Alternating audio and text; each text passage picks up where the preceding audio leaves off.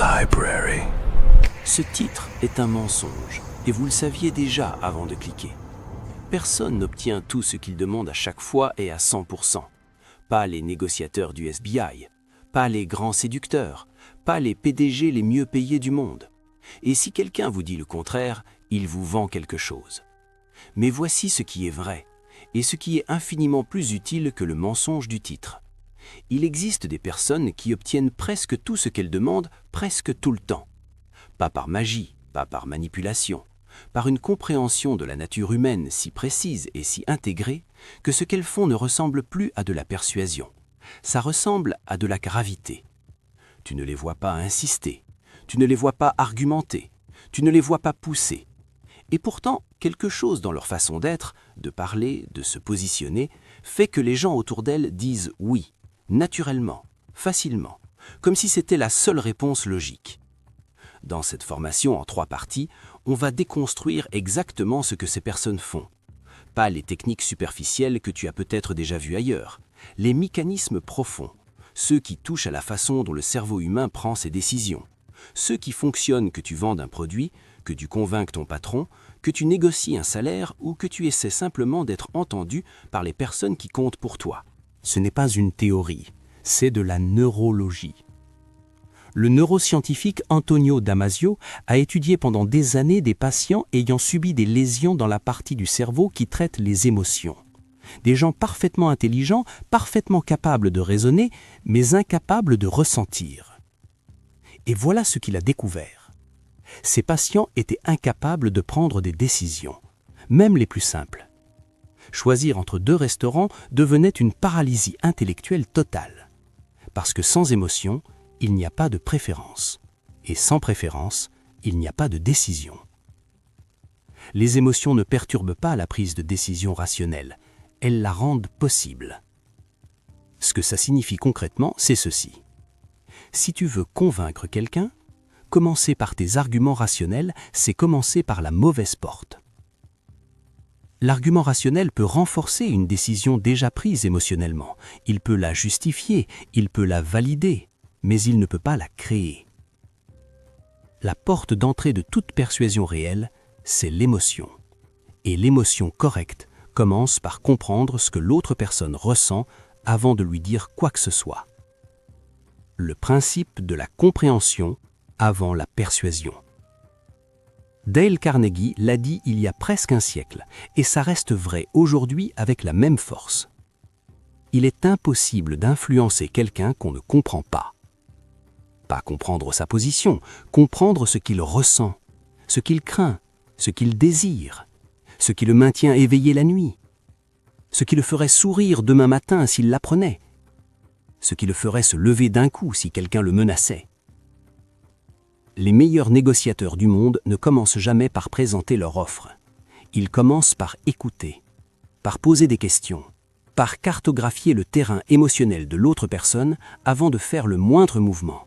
Cette première partie est consacrée à la fondation. Tout ce qu'on construira après repose sur ce qu'on va voir ici. Si tu sautes cette partie pour aller directement aux techniques, tu auras des outils sans comprendre comment ils fonctionnent. Et un outil qu'on ne comprend pas, on le brise au premier obstacle. Allons-y. La plus grande erreur de ceux qui n'obtiennent pas ce qu'ils veulent.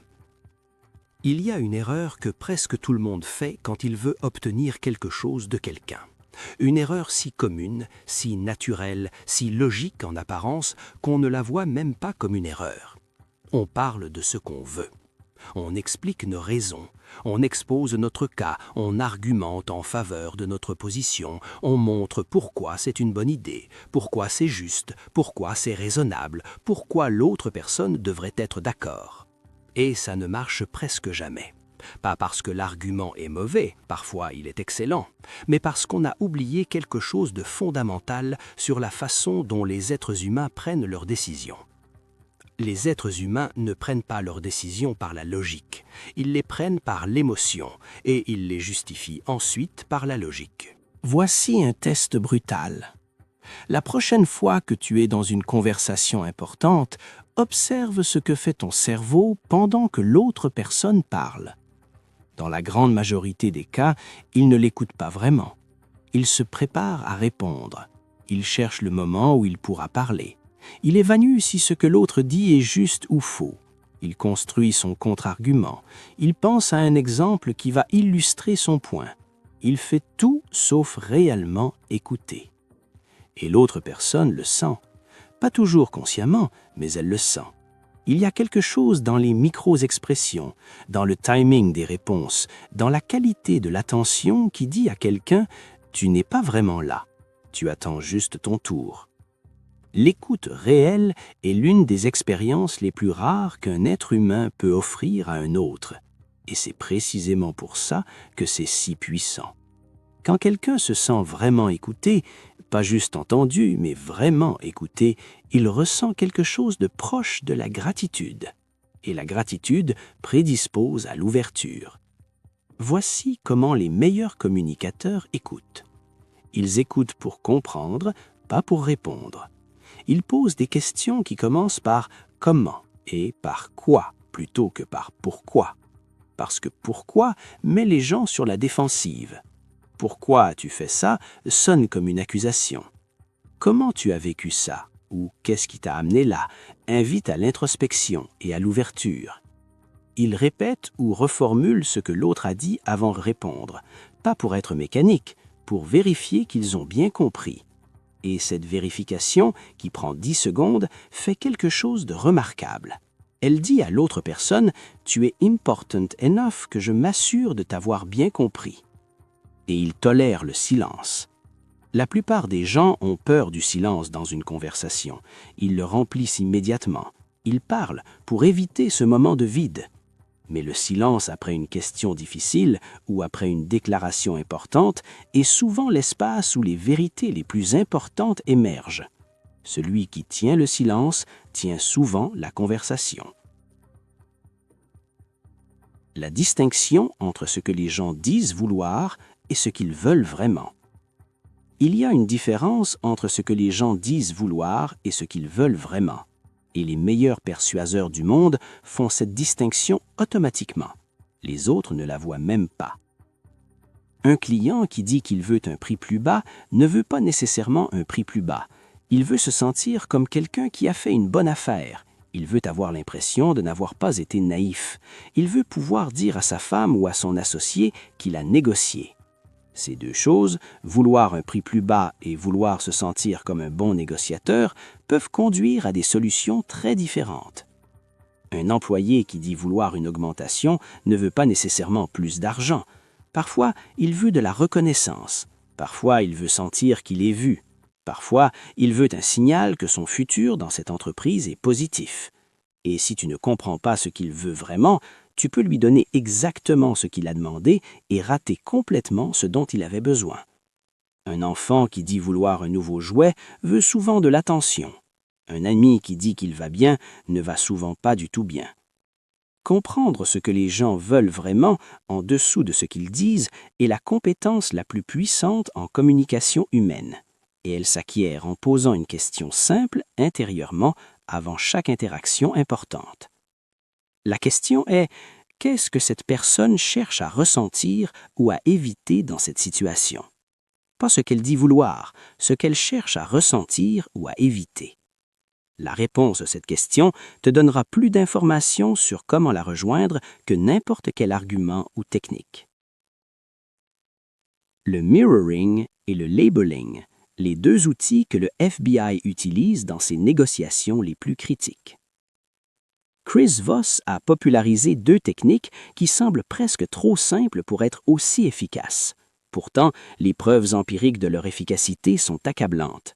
La première s'appelle le mirroring, en français, le reflet. C'est le fait de répéter les 3 derniers mots ou les mots les plus importants de ce que quelqu'un vient de dire. Juste les répéter, en montant légèrement la voix à la fin, comme une question implicite. Par exemple, l'autre personne dit « Je ne suis pas sûr que le moment soit bien choisi. » Le moment soit bien choisi. C'est tout, rien d'autre. Et l'autre personne va continuer à parler. Elle va expliquer, elle va développer, elle va révéler ce qui se cache vraiment derrière cette hésitation. Pourquoi ça marche? Parce que ça dit à l'autre personne que tu l'écoutes vraiment, parce que ça l'invite à continuer sans la pousser, parce que ça ne la met pas sur la défensive, et parce que ça te donne de l'information sans te coûter quoi que ce soit. La deuxième technique s'appelle le labeling, l'étiquetage émotionnel. C'est le fait de nommer à voix haute l'émotion que tu perçois chez l'autre personne, pas pour la diagnostiquer, pour lui montrer que tu la vois. Ça semble que tu es frustré par la situation. Ça ressemble à quelque chose qui te préoccupe vraiment. On dirait que tu ne te sens pas entièrement à l'aise avec cette idée. Le labeling fait quelque chose de neurologique. Quand on nomme une émotion, l'activité de l'amygdale, la partie du cerveau qui gère les réponses de peur et de stress, diminue. L'autre personne se calme, elle se sent comprise. Et une personne qui se sent comprise est une personne qui peut considérer de changer de position. Ces deux outils fonctionnent dans n'importe quelle situation. La négociation salariale, la conversation difficile avec un proche, le client qui hésite, l'ami qui résiste à un conseil, la personne en colère qui a besoin d'être entendue avant d'entendre quoi que ce soit. Essaie le mirroring dans ta prochaine conversation importante. Juste répéter les 3 derniers mots sous forme de questions implicites et observe ce qui se passe. Pourquoi les gens disent non et ce que ça veut vraiment dire. Voici une chose que la plupart des gens ne savent pas sur le non. Le non n'est presque jamais définitif. Dans la grande majorité des cas, le non signifie « pas encore »,« pas comme ça »,« pas dans ces conditions »,« pas avec ce niveau de confiance »,« pas avec cette formulation »,« pas au prix de cet inconfort ». Il signifie rarement « jamais ». Les gens disent non pour plusieurs raisons. Parfois parce qu'ils ont besoin de plus d'informations, parfois parce qu'ils n'ont pas encore confiance, parfois parce que le moment n'est pas le bon et que personne ne leur a demandé quel moment serait mieux, parfois parce que la formulation de la demande les a mis sur la défensive, parfois parce qu'ils se sentent pressés et que la pression crée de la résistance, et parfois parce qu'ils ont besoin de dire non une fois avant de pouvoir dire oui, parce que dire oui immédiatement les ferait se sentir vulnérables ou faciles à convaincre, et personne ne veut être facile à convaincre. Voss dit quelque chose de provocateur là-dessus. Il dit que le non est souvent le début d'une vraie conversation, pas sa fin, que le oui immédiat est parfois le plus dangereux, parce qu'il signifie que l'autre personne veut juste que tu t'en ailles. Elle dit oui pour se débarrasser de toi, mais ce oui ne tient pas, il n'est pas réel. Le non difficile à obtenir, lui, quand il finit par se transformer en oui, est un oui solide, un oui engagé, un oui que l'autre personne va défendre parce qu'elle a pris le temps d'y arriver. Comment répondre au non? Pas en insistant davantage, pas en renforçant tes arguments, en questionnant, en demandant ce qui manque, en créant l'espace pour que l'autre personne dise ce dont elle a vraiment besoin pour envisager un oui. Qu'est-ce qui t'en empêche? Qu'est-ce qu'il faudrait pour que ce soit possible? Qu'est-ce que je n'ai pas dit qui aurait aidé à voir ça différemment? Ces questions ouvrent. L'insistance ferme. Ce qu'on a posé dans cette première partie. On a posé la fondation de tout ce qui vient. Les êtres humains prennent leurs décisions par l'émotion et les justifient par la logique. Donc, le point d'entrée de toute persuasion réelle n'est pas l'argument, c'est la compréhension émotionnelle. La compréhension avant la persuasion n'est pas une étape parmi d'autres, c'est l'étape première, sans laquelle toutes les autres sont incomplètement efficaces. Écouter vraiment est rare, et précisément parce que c'est rare, c'est l'un des cadeaux les plus puissants qu'on puisse faire à quelqu'un avant de lui demander quoi que ce soit. Comprendre la différence entre ce que les gens disent vouloir et ce qu'ils veulent vraiment est la compétence la plus décisive dans toute interaction où tu as quelque chose à obtenir. Le mirroring et le labeling sont deux outils simples, immédiats et neurologiquement valides pour créer l'espace de compréhension dont toute vraie conversation a besoin. Et le non n'est presque jamais définitif. C'est une information, et cette information, correctement reçue, te rapproche du oui plus que n'importe quel argument. Dans la deuxième partie, on va aller plus loin. On va parler de la crédibilité comme monnaie d'échange, du cadrage et de la façon dont on présente les options, de la réciprocité et de ce qu'elle déclenche dans le cerveau humain, et du principe le plus contre-intuitif de toute la persuasion moderne. La crédibilité comme monnaie d'échange. Avant qu'une seule parole de persuasion puisse fonctionner, il y a une question que le cerveau de l'autre personne se pose. Pas consciemment, automatiquement, instinctivement. Est-ce que je peux faire confiance à cette personne? Et selon la réponse à cette question, tout ce que tu dis après est soit traité avec ouverture, soit filtré avec scepticisme. La confiance n'est pas quelque chose que tu demandes, ce n'est pas quelque chose que tu peux construire en 10 minutes de charme, c'est quelque chose qui se construit lentement, cohérément, sur la durée, et qui peut se détruire en quelques secondes. Robert Cialdini, le psychologue social dont le livre Influence est l'un des plus étudiés dans les programmes de marketing, de négociation et de leadership à travers le monde, indique l'autorité comme l'un des 6 principes fondamentaux de la persuasion. Les gens suivent les experts, les gens écoutent ceux qui savent, et ils le font souvent sans vraiment vérifier si l'expertise est réelle. Ce qui signifie 2 choses importantes.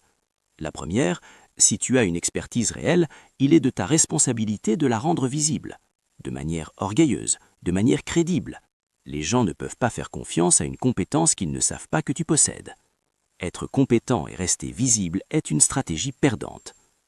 La deuxième, si tu n'as pas encore l'expertise que la situation demande, tu peux emprunter de la crédibilité, en citant des sources solides, en t'appuyant sur des preuves que les autres reconnaissent, en t'associant à des personnes ou des institutions qui ont déjà la confiance de ton interlocuteur. Mais voilà ce que la plupart des gens ratent sur la crédibilité.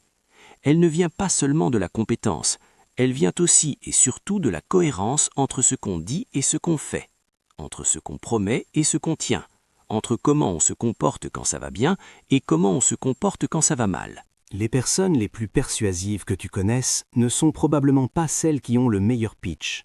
Ce sont celles dont tu sais, profondément, qu'elles font ce qu'elles disent.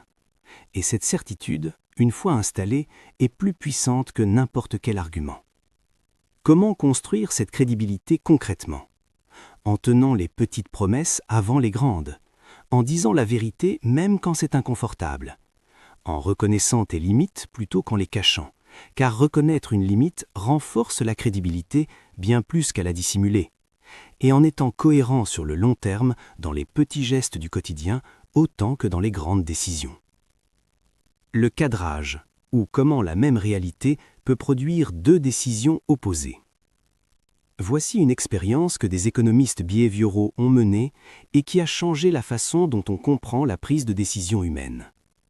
On a présenté à 2 groupes de personnes un traitement médical. Au premier groupe, on a dit « ce traitement a un taux de survie de 90%. » Au second groupe, on a dit « ce traitement a un taux de mortalité de 10%. » C'est exactement la même information, mathématiquement identique. Pourtant, le premier groupe acceptait le traitement massivement. Le second était beaucoup plus hésitant. La façon dont on présente une information change la décision qu'elle génère. Ce phénomène s'appelle le cadrage. Et une fois qu'on comprend comment il fonctionne, on voit qu'il est présent dans absolument toutes les conversations importantes. La perte fait plus mal que le gain équivalent ne fait plaisir. C'est l'un des principes les mieux documentés de la psychologie comportementale. On appelle ça l'aversion à la perte. Et ça signifie que présenter quelque chose comme quelque chose que la personne va perdre si elle ne dit pas oui est généralement plus persuasif que présenter ce qu'elle va gagner si elle dit oui. Mais attention, il y a une frontière très nette entre le cadrage éthique et la manipulation. Le cadrage éthique consiste à présenter une réalité réelle sous l'angle qui correspond le mieux aux priorités émotionnelles de ton interlocuteur. La manipulation consiste à créer une fausse urgence ou une fausse perte pour forcer une décision. Le premier construit une relation, le second la détruit dès qu'on le perçoit. Comment utiliser le cadrage éthiquement? En comprenant d'abord ce que ton interlocuteur craint de perdre, pas ce qu'il espère gagner, ce qu'il craint de perdre. Et en présentant ton offre, ta proposition, ta demande, comme une réponse à cette crainte, plutôt que comme une opportunité supplémentaire parmi d'autres. L'employé qui veut une augmentation a plus de chances de réussir en disant « Je veux qu'on parle de comment retenir la valeur que j'apporte avant qu'elle soit accessible ailleurs », qu'en disant « Je pense mériter plus ». La première formulation cadre la conversation autour d'une perte potentielle pour l'employeur. La seconde autour du désir de l'employé. Et l'employeur, comme tout être humain, est plus motivé par éviter une perte que par satisfaire le désir de quelqu'un d'autre. La réciprocité est ce qu'elle déclenche dans le cerveau. La réciprocité est peut-être le mécanisme social le plus universel de l'espèce humaine. Il se retrouve dans toutes les cultures, sans exception.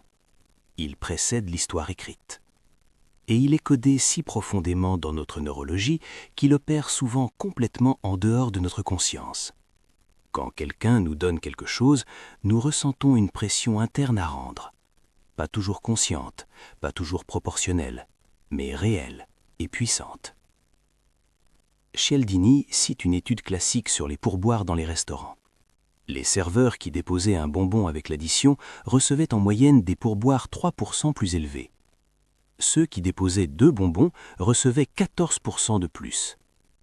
Mais ceux qui déposaient un bonbon, puis revenaient et en déposaient un second en disant « Vous êtes de si bons clients que je vais vous laisser un bonbon supplémentaire », recevaient 23% de plus. Ce n'est pas l'objet donné qui crée l'effet. C'est le fait de donner quelque chose de personnalisé, d'inattendu et de généreux qui déclenche la réciprocité. Comment appliquer ça dans tes interactions? Pas en distribuant des cadeaux, en donnant de la valeur avant de demander quoi que ce soit. Aide quelqu'un sans attendre de retour apparent. Partage une information utile avant de pitcher ton service.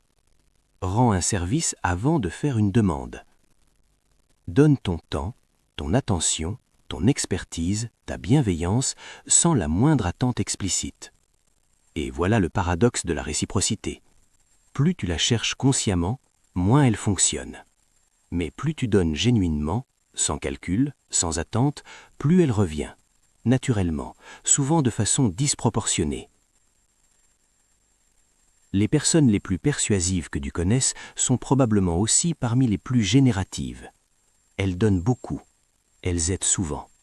Et quand elles ont besoin de quelque chose, le réseau qu'elles ont construit par ce don répond.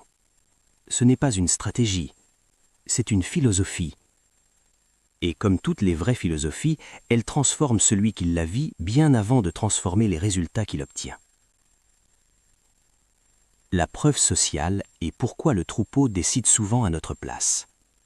Le cerveau humain est social, profondément, irréductiblement social. Et dans les situations d'incertitude, il cherche naturellement un signal de ce que les autres font. Si tout le monde mange dans ce restaurant, il doit être bon. Si ce livre a des milliers d'avis positifs, il vaut probablement la peine d'être lu. Si tous mes collègues respectent cet expert, je devrais probablement l'écouter aussi. Ce n'est pas de la faiblesse d'esprit, c'est une heuristique évolutive. Dans un monde complexe avec trop d'informations pour tout évaluer de zéro, utiliser le comportement des autres comme signal est souvent une stratégie efficace. Mais cette heuristique peut être influencée. Et les meilleurs persuaseurs le savent. Quand tu montres que d'autres personnes, et de préférence des personnes similaires à ton interlocuteur, ont déjà fait ce que tu lui demandes de faire ou dit oui à ce que tu lui proposes, tu réduis massivement la résistance. Parce que le cerveau traduit cette information comme « si quelqu'un comme moi l'a fait, c'est probablement une bonne idée ». La preuve sociale ne doit pas être fabriquée, elle doit être réelle. Des témoignages authentiques, des chiffres vrais, des références vérifiables.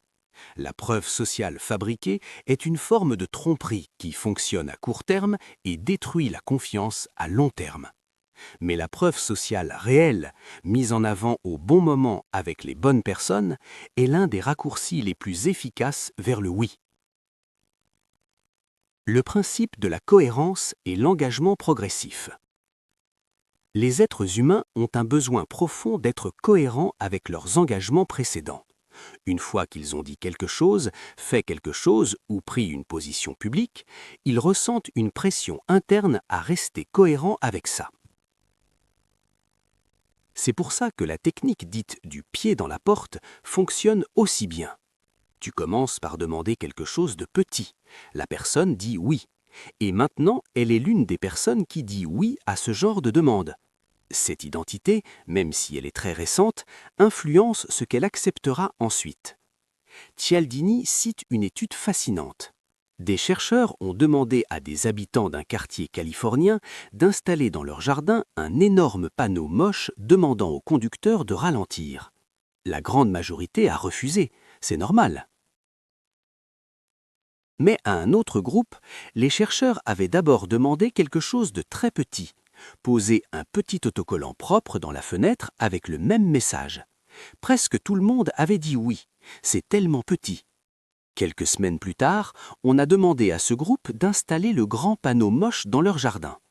Près de 76% ont dit oui, contre 17% dans le premier groupe. Pourquoi? Parce qu'en acceptant le petit autocollant, ils étaient devenus des personnes qui soutiennent la sécurité routière. Et des personnes qui soutiennent la sécurité routière installent des panneaux dans leur jardin. L'engagement progressif fonctionne dans tous les contextes. Tu ne demandes pas tout d'un coup. Tu construis une série de petits oui qui créent une trajectoire naturelle vers le grand oui. Comment l'appliquer? Commence toujours par une demande que l'autre personne peut facilement accepter. Quelque chose qui correspond à ses valeurs, à son identité, à ce qu'elle croit déjà. Et construis à partir de là. Chaque petit oui est une brique dans le mur du grand oui. La dissonance cognitive et comment ne jamais mettre les gens dans cette position. La dissonance cognitive est l'inconfort psychologique que ressent quelqu'un quand il tient deux pensées contradictoires simultanément, ou quand ses actions contredisent ses valeurs déclarées. Et voilà ce que la plupart des gens font sans le savoir quand ils essaient de convaincre.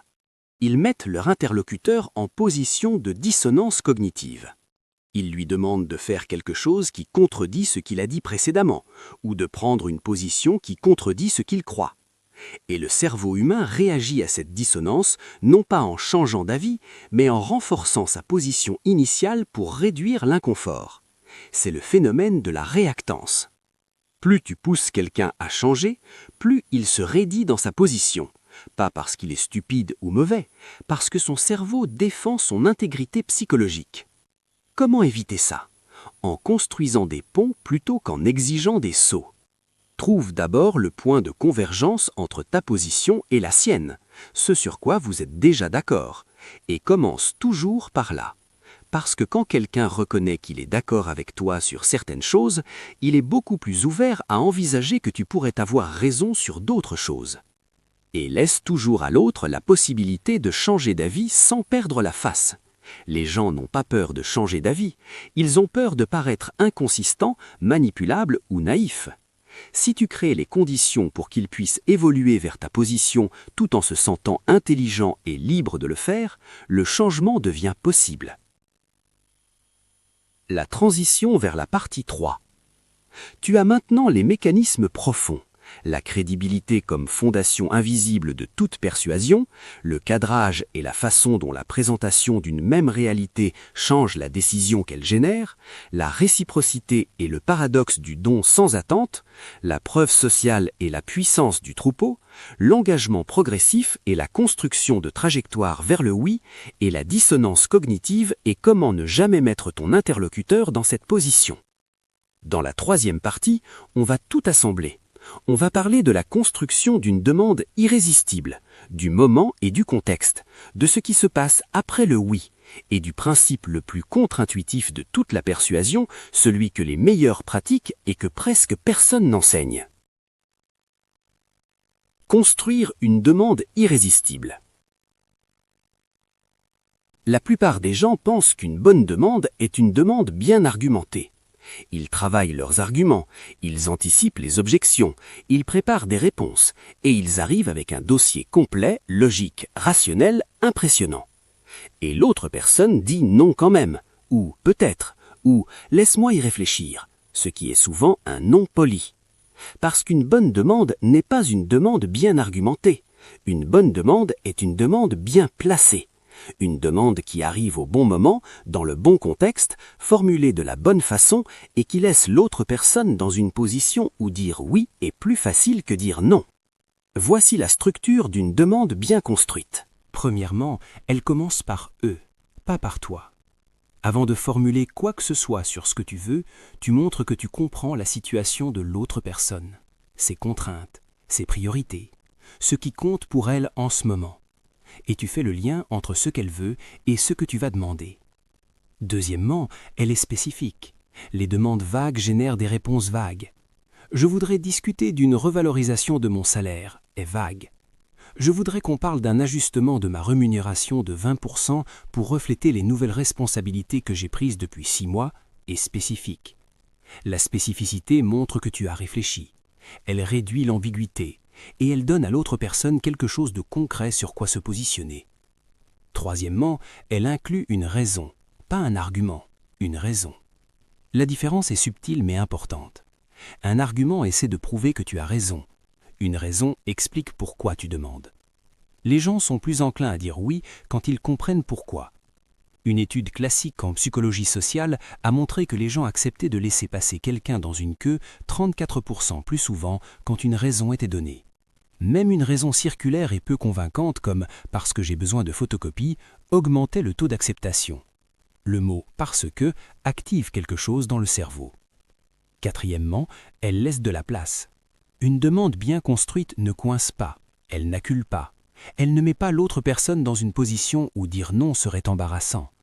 Elle lui laisse une sortie honorable si elle en a besoin.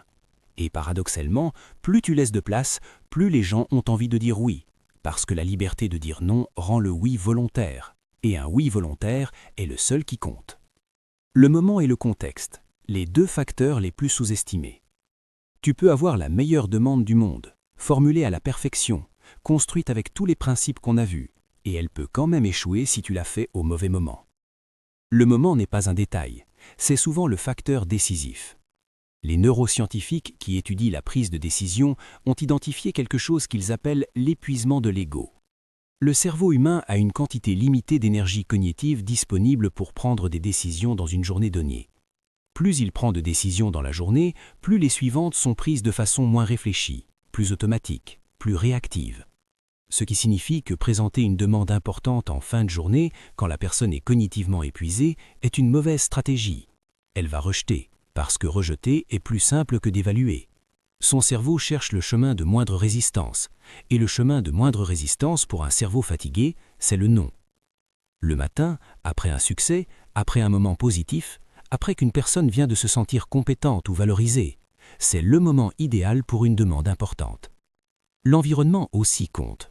Une conversation dans un bureau formel avec une hiérarchie visible active des dynamiques de pouvoir qui peuvent inhiber l'ouverture. La même conversation autour d'un café, dans un contexte détendu, se déroule très différemment. Les grandes négociations commerciales se font souvent autour d'un repas, pas parce que c'est une tradition arbitraire, parce que manger ensemble active des mécanismes sociaux ancestraux de confiance et de coopération. Le cerveau associe le partage de nourriture à la sécurité et à l'alliance. Avant ta prochaine demande importante, pose-toi ces 2 questions. Est-ce que ce moment est le bon pour cette personne, pas seulement pour moi? Et est-ce que l'environnement favorise l'ouverture ou la résistance? Si la réponse est non à l'une ou à l'autre, change le moment ou change le lieu. Ce qui se passe après le oui, la partie que tout le monde oublie. La plupart des gens traitent le oui comme une destination. Ils l'obtiennent, ils s'en vont, et ils s'étonnent ensuite quand ce oui ne se traduit pas en action réelle, quand la personne qui avait dit oui semble avoir oublié ou changé d'avis. Parce que le oui n'est pas une destination, c'est un début. Immédiatement après le oui, plusieurs choses peuvent se passer dans le cerveau de la personne qui vient de dire oui. Elle peut ressentir du regret d'anticipation, cette petite voix qui demande si c'était la bonne décision.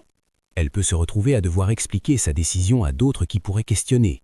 Elle peut simplement oublier, pas parce qu'elle était de mauvaise foi, mais parce que la vie reprend et que l'engagement pris n'est pas ancré concrètement. Les meilleurs persuaseurs savent consolider le oui. Comment? En renforçant immédiatement la décision de l'autre personne. Pas en te congratulant toi, en validant leur choix. Tu as pris une excellente décision. Ça fait sens avec ce que tu m'as dit sur tes priorités. Je pense que tu vas être content de ce choix. En clarifiant les prochaines étapes immédiatement, pendant que l'engagement est frais. Voilà ce que nous allons faire maintenant. Voilà ce que j'ai besoin de toi. Voilà ce que je m'engage à faire de mon côté. La clarté sur les prochaines étapes transforme le oui de principe en oui opérationnel.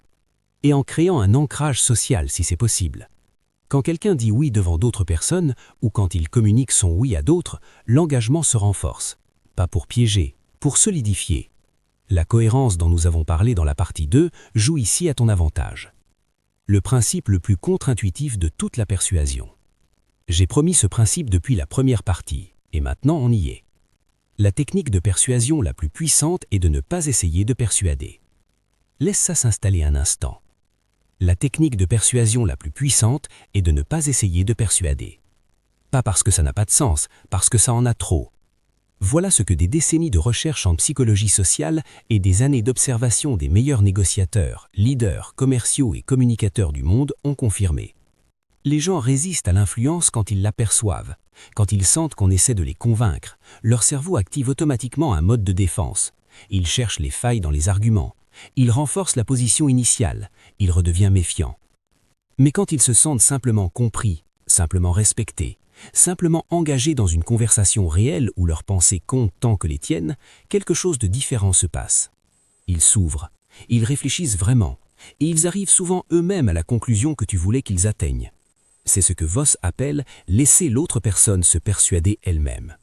Et c'est la forme de persuasion la plus durable qui existe. Parce qu'une décision que quelqu'un prend lui-même, à laquelle il arrive par sa propre réflexion, il va la défendre, il va la mettre en œuvre. Il ne va pas se raviser le lendemain en disant qu'on l'a convaincu d'une chose à laquelle il ne croyait pas vraiment. Les thérapeutes le savent depuis longtemps. Un thérapeute qui dit à son patient quoi penser ou quoi faire est un thérapeute inefficace. Le meilleur thérapeute pose les questions qui permettent au patient d'accéder lui-même à ce dont il a besoin.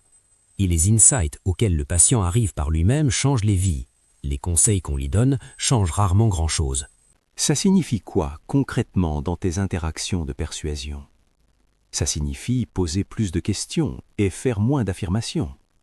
Ça signifie créer les conditions pour que l'autre personne réfléchisse, plutôt que de lui donner les conclusions de ta réflexion. Ça signifie faire confiance au processus de compréhension mutuelle pour amener la personne là où elle a besoin d'aller. Et ça signifie lâcher le besoin de convaincre. Pas de te désinvestir, pas de ne plus avoir de préférence, mais de relâcher la tension de la persuasion pour entrer dans le flot de la connexion. Parce que la connexion ouvre. Et la connexion ne peut pas exister dans la tension de quelqu'un qui essaie activement d'influencer quelqu'un d'autre. Les 3 questions à se poser avant chaque demande importante. Pour clore cette formation, voici les 3 questions que les meilleurs persuaseurs se posent systématiquement avant chaque interaction où ils ont quelque chose à obtenir. Première question. Est-ce que je comprends vraiment ce que cette personne veut, craint et cherche à ressentir dans cette situation? Pas ce que je pense qu'elle veut, ce qu'elle veut vraiment. Si tu ne peux pas répondre à cette question avec confiance, tu as besoin de passer plus de temps à écouter avant de commencer à demander. Deuxième question. Ma demande sert-elle génuinement les intérêts de cette personne ou seulement les miens? Parce que les meilleures demandes sont celles où les 2 parties gagnent quelque chose, où l'autre personne a une vraie raison de dire oui, qui n'est pas seulement te faire plaisir. Et si ta demande ne sert que toi, le travail à faire avant de demander, c'est de trouver comment la reformuler pour qu'elle serve aussi l'autre. Troisième question. Est-ce que je suis prêt à accepter un non avec grâce? Parce que quelqu'un qui ne peut pas accepter un non avec grâce ne devrait pas faire une demande importante. La désespération se sent, elle active la résistance et elle compromet non seulement cette demande, mais toutes les suivantes. La personne qui peut génuinement dire « je te pose la question mais je comprends tout à fait si ce n'est pas possible » est la personne qui obtient le oui le plus souvent, parce que cette attitude dit à l'autre « tu es libre » et la liberté de dire non est ce qui rend le oui possible. Ce qu'on a construit ensemble dans cette formation. On a commencé par démolir la promesse du titre, et on a remplacé ce mensonge par quelque chose de plus utile et de plus réel. Les personnes qui obtiennent presque tout ce qu'elles demandent ne le font pas par technique. Elles le font parce qu'elles ont intégré quelque chose de fondamental sur la nature humaine. Les êtres humains prennent leurs décisions par l'émotion. Ils veulent être compris avant d'être convaincus. Ils résistent à l'influence perçue et s'ouvrent à la connexion réelle. Ils disent oui plus facilement quand ils se sentent libres de dire non. La persuasion efficace n'est pas une série de techniques appliquées sur des personnes. C'est une façon d'être en relation, une curiosité sincère pour ce que l'autre vit, un respect réel pour sa liberté de décider, et une capacité à présenter ce qu'on veut d'une façon qui rejoint ce dont l'autre a besoin. Ça prend du temps à développer. Ça ne s'apprend pas en regardant une vidéo. Ça s'incarne progressivement dans les vraies conversations avec les vraies personnes dans les vrais moments d'enjeu. Mais ça commence quelque part, et ça peut commencer dans ta prochaine conversation. La prochaine fois que tu veux quelque chose de quelqu'un, commence par écouter. Vraiment. Pose une question sur ce qui compte pour eux. Laisse-les parler. Reformule ce que tu as entendu. Et seulement ensuite, seulement quand tu comprends vraiment où ils sont, fais ta demande d'une façon qui rejoint ce qu'ils vivent. Ce n'est pas de la manipulation, c'est du respect. Et le respect, dans une espèce aussi sociale que la nôtre, est la monnaie d'échange la plus puissante qui existe. Un mot avant de terminer. Si cette formation t'a donné 1 ou 2 outils concrets que tu n'avais pas avant, si elle a changé même légèrement la façon dont tu envisages tes prochaines conversations importantes, alors partage-la. Avec quelqu'un qui négocie, avec quelqu'un qui manage, avec quelqu'un qui essaie de se faire entendre et n'y arrive pas. Parce que les principes qu'on a vus ici ne servent pas seulement à obtenir ce qu'on veut, ils servent à construire des relations où les 2 personnes ressortent avec plus que ce qu'elles avaient au départ. Et ça, c'est quelque chose qui mérite d'être partagé. À très bientôt.